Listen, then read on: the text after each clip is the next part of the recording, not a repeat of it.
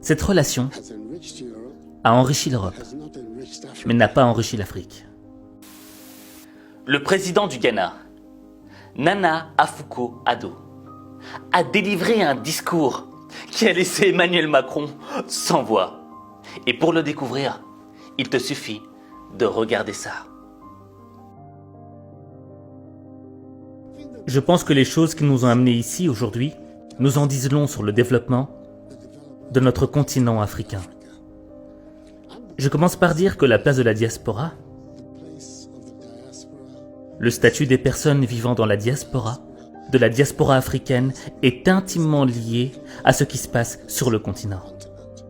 Une Afrique forte et performante transforme votre position et votre statut ici, en Europe. Mais une Afrique qui continue à vivre le récit de la pauvreté, des enfants affamés, des gens qui traversent le Sahara, vont dans des bateaux branlants et meurent à Lampedusa pour se rendre en Europe, cette Afrique n'est pas un récit qui va vous aider ici. Je pense donc qu'entre vous et nous, notre tâche principale est la transformation du continent. Et pourquoi est-ce que je dis cela? Juste un exemple simple. La diaspora chinoise est censée compter quelques 60 millions de personnes. Et dans le tableau des États, il constitue le 25e pays du monde. On dit que des 52 milliards d'investissements étrangers qui ont été investis en Chine dans les années 80 et 90, eh bien, ces 52 milliards ont permis de transformer la Chine en ce qu'elle est aujourd'hui. Le centre de fabrication du monde. 26% de cela venait de la communauté chinoise d'outre-mer. Et ce développement de la Chine qui a eu lieu a changé le statut de la position des Chinois dans le monde entier. Je veux donc que vous preniez ces statistiques très au sérieux, car c'est le lien transformateur que nous voulons établir avec la diaspora africaine. Comment l'impliquer dans le développement du continent? Une fois que nous aurons changé le récit sur l'Afrique et que nous pourrons le faire que par nous-mêmes, nous devrons nous éloigner de l'idée qu'il y a quelque part un Père Noël qui viendra pour développer notre continent à notre place. Il n'y a pas de Père Noël. Il n'y a que nous qui pouvons le faire, développer notre continent.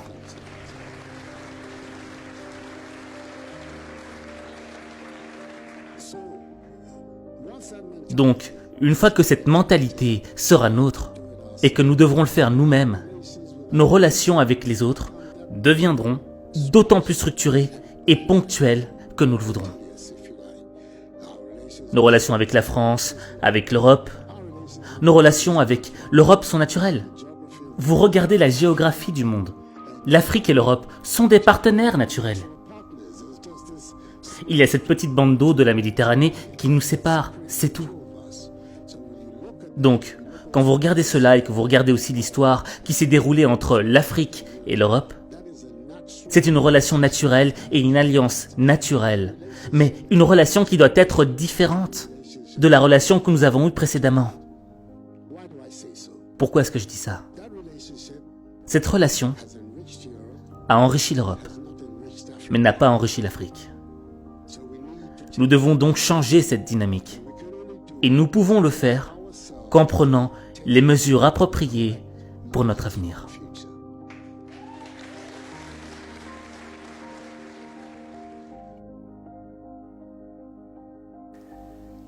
Discours sincère du président Nana Akufo-Addo. Et je veux dire que c'est vrai que quand tu es chef d'État, tu dois toujours avoir un petit peu la langue de bois. Mais là, il n'y en avait rien à faire. T'as même vu Macron qui était là, qui disait « Ah ouais, toi t'as pas peur toi. Toi tu dis ce que tu penses. » Mais disons que dans ce discours, il y a deux éléments essentiels à retenir. Le premier élément à retenir, ce sont les étiquettes. Je veux dire quoi par étiquette? Il y a un moment où le président te dit « Oui, vous savez, ces histoires d'Africains émigrés qui vont à Lampedusa, les pauvres, etc. Faut arrêter. » C'est clair. Parce que c'est une étiquette. C'est une étiquette qu'on pose sur toi. Mais cette étiquette ne dit pas qui tu es vraiment. Je vais te donner un simple exemple.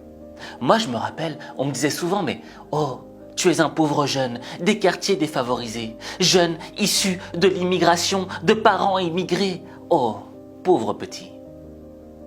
Mais on m'infantilisait. Quand on me dit jeune, déjà, premièrement, c'est pour t'infantiliser. Mais je suis pas un jeune, je suis un homme. Et ensuite, quand on te met dans une case de pauvre garçon, bon, ta situation est difficile, mais on est avec toi, on te caresse dans le sens du poil, tu finis par l'accepter. Il y a un moment où je me disais, ouais, mais peut-être que c'est vrai, je suis ça. Je suis dans une position de victime. Alors caressez-moi dans le sens du poil, je l'accepte, parce que je suis une victime, je ne peux rien changer.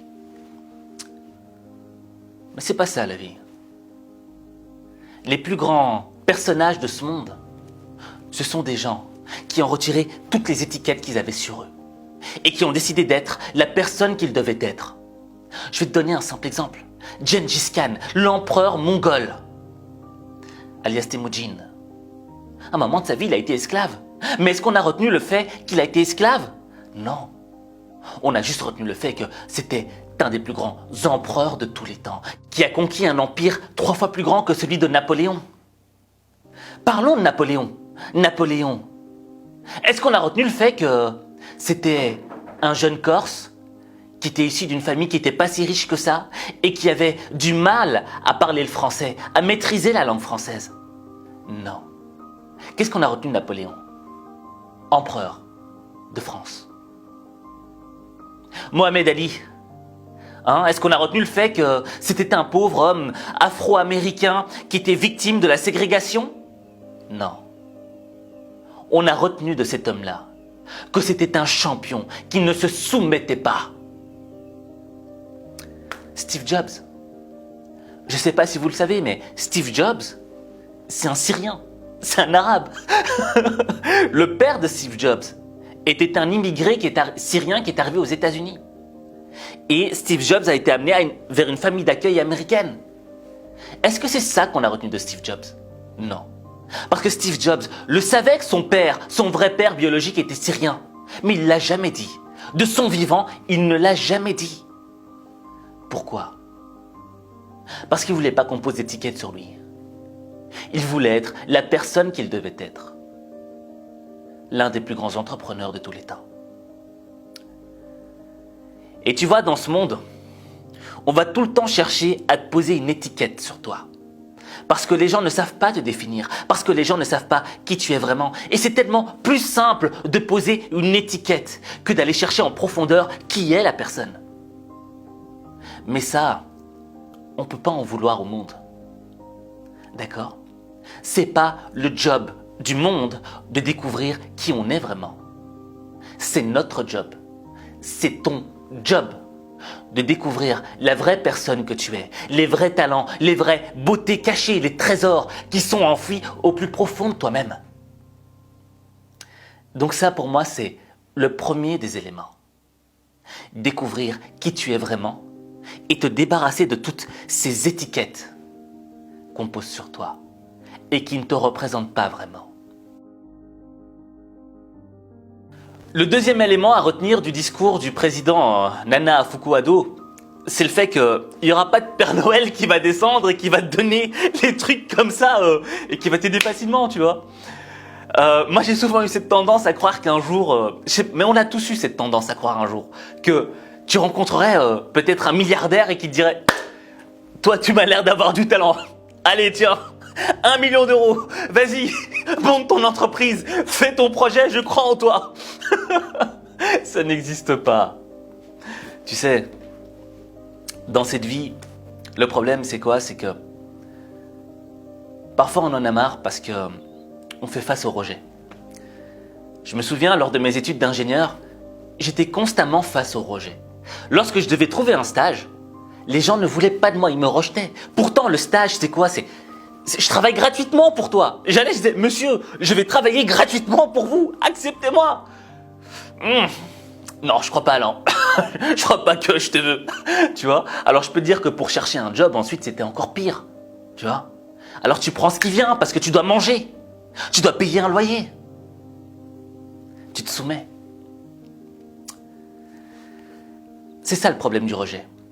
Le rejet fait qu'à un moment, on a envie de se soumettre. Mais l'idée, c'est quoi? Prends par exemple un gars comme Jack Ma. Jack Ma, fondateur d'Alibaba. Lui, il a été rejeté encore plus de fois que moi.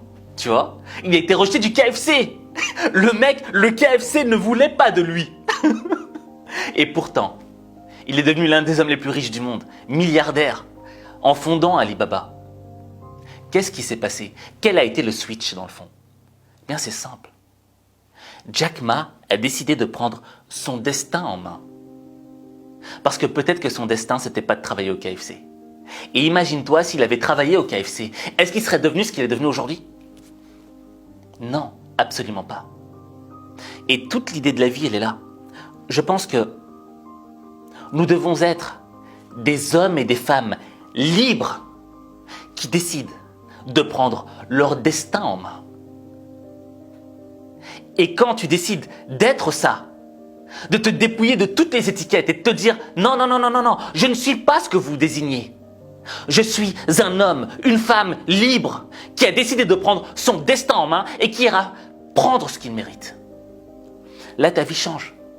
Parce que tu n'attends pas qu'on te donne les choses. Tu vas les prendre. Et ça, c'est un tout autre concept de la vie. Parce que lorsque tu décides de prendre, tu empruntes le chemin de ton destin. Jack Ma a décidé de prendre le chemin de son destin. Donc, ce que je voudrais te dire par là, c'est que,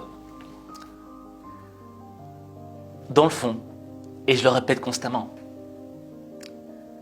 il n'y a que toi qui peux transformer ta vie. Il n'y a que toi. Je suis extrêmement curieux de savoir quelle étiquette on a posée sur toi dans ta vie. Dis-le en commentaire. Dis quelle étiquette on a posée dans ta vie. Et comment tu as fait pour te débarrasser de cette étiquette? Quel impact cette étiquette a eu dans ta vie? Et en écrivant ce commentaire, tu vois, tu participes à l'histoire du monde. Pourquoi? Parce que je suis sûr et certain que dans 100 ans, 200 ans, 300 ans, des gens reliront les premiers commentaires. Et ils s'inspireront de toi. C'est garanti. Et ces gens-là, on aura peut-être posé des étiquettes sur eux, les mêmes que les tiennes. Mais en te lisant, ils se diront « Au fait, c'est intemporel, mais il y a moyen de s'en sortir. » Tu seras la clé pour le futur. Donc, écris-le en commentaire pour aider les gens du futur.